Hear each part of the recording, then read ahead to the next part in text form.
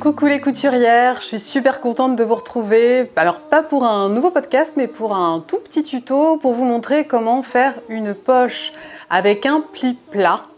Donc comme je viens de le réaliser sur ma surchemise qui est presque un manteau Ria de Fibremood qui est du coup une revue de couture, vous pouvez acheter plein de patrons.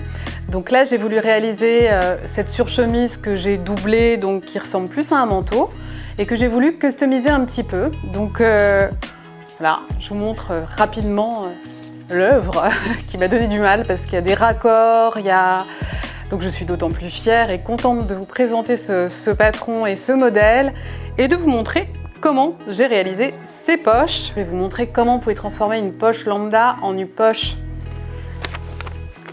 avec un pli plat, c'est-à-dire un pli qui est un petit peu en relief.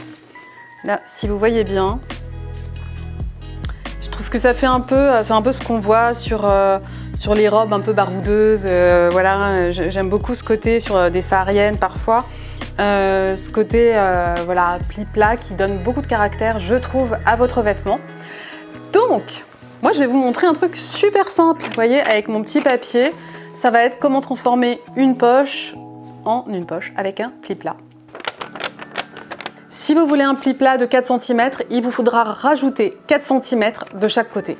C'est tout bête. Donc là, typiquement, pour avoir une poche de 10 cm sur 10 cm, eh bien, je découpe un tissu, donc là, je vous l'ai fait sur un bout de papier, de 18 cm sur 10 cm.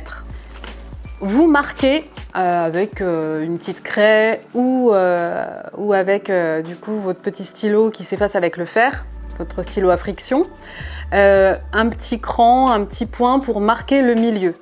Tout va partir de là. Donc à partir du milieu, pour un pli de 4 cm, vous allez faire 2 crans de chaque côté de 2 cm.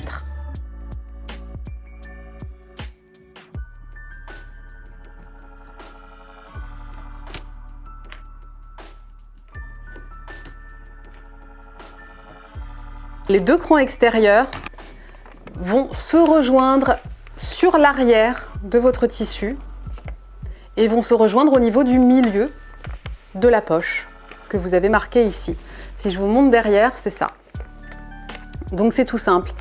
Donc premier cran à 2 cm, deuxième cran à 4 cm. Les crans extérieurs vont se rejoindre sur l'arrière de votre tissu au niveau du milieu.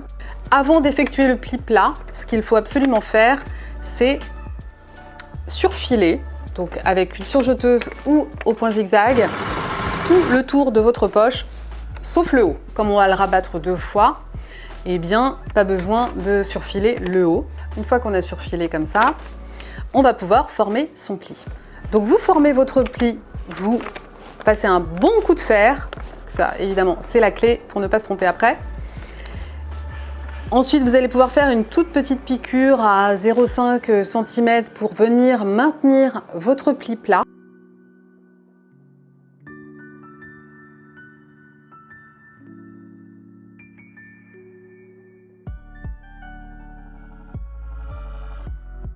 Et bien, on viendra surpiquer également tout le long sur notre jupe, sur notre surchemise Ria, sur ce que vous voulez. Vous pourrez venir du coup surpiquer tout le tour, sauf le haut qu'on aura déjà surpiqué avant. Et ensuite, c'est tout simple.